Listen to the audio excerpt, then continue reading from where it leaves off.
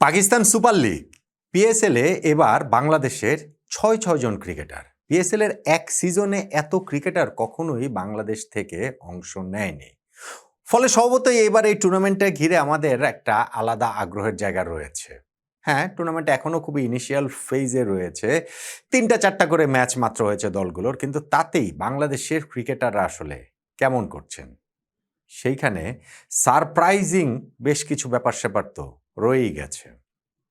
ধরেন সর্বশেষ যেই বোলিংটা করেছেন নাহিদ রানা, সেটাকে কি আপনি সারপ্রাইজিং বলবেন?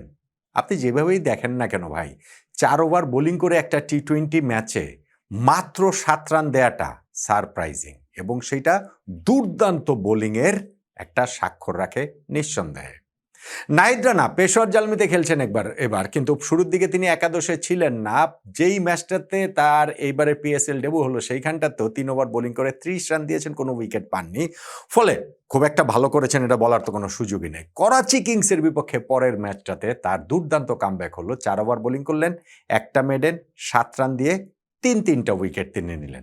তার দলও ১৫৯ রানের বিশাল ব্যবধানে জয় পেয়েছে। কিন্তু আমাদের কাছে সেটা ছাপিয়ে নাহিদ রানার বোলিংয়ে তিনি যেমন 5th ওভারে বোলিংয়ে এসে মাত্র ১ রান দিয়েছেন, পাওয়ার প্লের পরে আবার বোলিংয়ে মানে স্পেলের সেকেন্ড ওভারটাতে তিনি ৫ রান দিলেও সাদবেগের উইকেটটা পেয়েছেন, যাকে তিনি বাউন্সার মেরেছেন এবং সেই বাউন্সারে টপেজ হয়ে তিনি আউট হয়ে গেলেন। এরপরে আবার তাকে বোলিংয়ে ফিরে আনা হলো ১৪ নম্বর ওভারে, যেই ওভারটাতে তিনি ডাবল উইকেট মেডেন নিয়ে নিলেন। আবারও তার বাউন্সারে খুশদিল শাহ পরাস্ত হয়ে টপেজ হয়ে তিনি আউট হয়ে যান এবং অ্যাডাম জাম্পাকে তিনি বোল্ড করেন, এবং নেক্সট ওভারটাতে ১৬ নম্বর ওভারটাতে তিনি মাত্র ১ রান দেন। ৪ ওভার যে বোলিং করেছেন নাহিদ রানা, ২৪টা বল, তার মধ্যে ২০টা ডট বল ছিল। ২০ বলে কোনো রান হয়নি, একটা মাত্র বাউন্ডারি হয়েছে আর ৩টা সিঙ্গেল। ফলে নাহিদ রানার এই পেশোয়ার জালমিতে হয়ে দুর্দান্ত একটা কামব্যাক হলো, এইটা আসলে আমাদেরকে বলতেই হবে। পেশোয়ার জালমিতে বাংলাদেশের আরও একজন পেস বোলার রয়েছেন শরীফুল ইসলাম, যিনি প্রথম ২টা ম্যাচে যে খেলেছিলেন সেইখানে উইকেট পাননি। এই ম্যাচটাতে নাহিদ রানার সঙ্গী তিনি, এই ম্যাচে তিনি ৩ ওভার বোলিং করেছেন, ২৩ রান দিয়ে একটা উইকেট পেয়েছেন। পাওয়ার প্লেতেই ৩টা ওভার বোলিং করেছেন এবং উইকেটটা পেয়েছেন ডেভিড ওয়ার্নারের। ফলে শরীফুল ইসলামেরও পিএসএলটা সত্যিকার অর্থে কিক স্টার্ট হলে এই ম্যাচ থেকে ওইভাবে আমরা প্রত্যাশাটা করতে পারি নাহিদ রানার ক্ষেত্রে যেটা করা যায়। এই পেশোয়ার জালমিতে বাংলাদেশের থার্ড আরেকজন ক্রিকেটার রয়েছেন তানজিদ হাসান তামিম। আনফর্চুনেটলি এখনো পর্যন্ত তার পিএসএল এর মাঠের ক্রিকেটটা শুরু হয়নি। এখনো পর্যন্ত তিনি একাদশে থেকে কোনো ম্যাচ খেলেননি এই পেশোয়ার জালমির হয়ে। সামনে নিশ্চয়ই খেললে তিনি তার ওই ব্যাটিং বিস্ফোরণটা দেখাবেন, ওই এক্সপেকটেশনের জায়গাটা তো আমাদের থাকবেই। সারপ্রাইজিং কথাটা বলছিলাম, এবং সেইটা সম্ভবত সবচেয়ে সারপ্রাইজিং রিশাদ হোসেনের performance in a negative way. রিশাদের ম্যাচ রয়েছে আজকেও, সো আজকের ম্যাচ আছে না, হ্যাঁ আজকে রাওয়ালপিন্ডিজের ম্যাচ আছে। সো সেইখানটাতে তিনি যদি ভালো করেন, ওই কামব্যাকটা রিশাদের ক্ষেত্রে খুবই জরুরি, কেননা এখন পর্যন্ত তিনি যে 4টা ম্যাচ খেলেছেন সেই 4 ম্যাচে 2টা মাত্র উইকেট পেয়েছেন। কিন্তু যেটা অ্যালার্মিং সেটা হচ্ছে এই 4 ম্যাচে 14 ওভার বোলিং করে তিনি ১৫৫ রান দিয়েছেন। ওভার প্রতি তিনি ১১ রানের উপরে দিয়েছেন। ১১.০৭ হচ্ছে গিয়ে তার ইকোনমি। তার প্রতিটা উইকেটের জন্য ৭৭.৫০ রান খরচ করতে হয়েছে, এইটা তার অ্যাভারেজ। তার স্ট্রাইক রেট হচ্ছে ৪২, অর্থাৎ প্রতিটা ৪২ বল করে ৭ ওভার বোলিং করে তিনি একটা মাত্র উইকেট করে পেয়েছেন।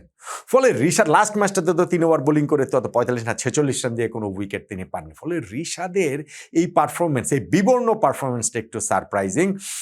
হ্যাঁ, ঠিক আছে যে পিএসএল এ উইকেটগুলা এইটা ব্যাটিং সহায়ক হয়, বেশিরভাগ উইকেটই সেইখানটাতে লেগ স্পিনারদের একটা চ্যালেঞ্জ রয়েছে। ঋষাদ তো এখানে গত বছরও খেলেছিলেন এবং সেখানে তিনি ভালো করেছিলেন। তারপরে স্পেশালি ধরেন বিগ ব্যাশে তারও এরকম ব্রেক থ্রু সিজনটা ছিল। তার টিমের হচ্ছে কি হোভার্ট অ্যাটকিন্সে তিনি বেস্ট প্লেয়ার নির্বাচিত হয়েছেন। ফলে সবকিছু মিলিয়ে ঋষাদের উপরে এক্সপেকটেশনের জায়গাটা বোধহয় আমাদের সবারই একটু বেশিই ছিল। পিএসএল এ এখন পর্যন্ত ঋষাদ তার ওই কবজির ম্যাজিকটা, ঘূর্ণি জাদুটা দেখাতে পারছেন না। তার কামব্যাকটা দেখার জন্য আমরা আসলে মুখিয়ে থাকব।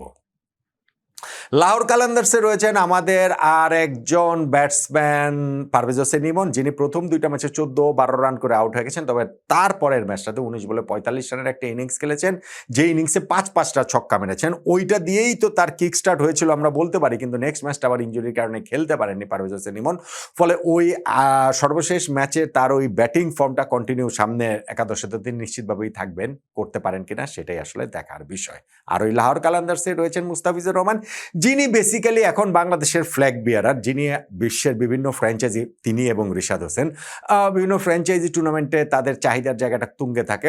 মুস্তাফিজের এইবারের টুর্নামেন্টে এই এখন পর্যন্ত লাহোর কালান্দার্স যে খুব ভালো কেটেছে সেটা বলা যাবে না, আবার খুব খারাপ কেটেছে সেটাও না। 4টা ম্যাচে তিনি 4টা উইকেট পেয়েছেন, যেখানে তার ইকোনমি 7.07, অ্যাভারেজ হচ্ছে গিয়ে 23। সো ঠিক আছে, এটা কিন্তু মুস্তাফিজের কাছ থেকে এক্সপেকটেশনের জায়গাটা। হ্যাঁ, শুরুটা তিনি খুব ভালো করেছেন, প্রথম একটা ম্যাচে খুব ভালো বোলিং করেছিলেন। সামনের দিক থেকে ওই ম্যাজিক্যাল মুস্তাফিজকে নিঃসন্দেহে আমরা দেখতে চাইব। সো পিএসএল এইবার যে 6 জন বাংলাদেশি ক্রিকেটার খেলছেন, তার মধ্যে একজন তানজিদ হাসান তামিমের এখন পর্যন্ত মাঠেই নামা হয়নি। আর বাকি 5 জনের মধ্যে নাহিদ রানার শুরুটা ভালো না হলেও পরের ম্যাচটাতে দুর্দান্ত কামব্যাক হয়েছে, এবং সেই যে কিক স্টার্টটা হয়েছে আমাদের প্রায় সকল ক্রিকেটারদের ক্ষেত্রে আলাদা করে যে খুব আলাদা নজর করতে পেরেছেন সেটা না, কিন্তু নাহিদ রানার এরকম একটা পারফরমেন্স, 4 ওভার বোলিং করে একটা মেডেন, 7 রান, 3 উইকেট, সেটা শুধু নাহিদ রানাকে অনুপ্রাণিত করবে না, তার বাংলাদেশি অন্য যারা সতীর্থ সহযোদ্ধা পিএসএল এ খেলছেন তাদেরকেও নিঃসন্দেহে অনুপ্রাণিত করবে। তাদের কাছ থেকেও আমরা এই রকম দুর্দান্ত চোখ ধাঁধানো পারফরমেন্স সামনে দেখতেই চাইব।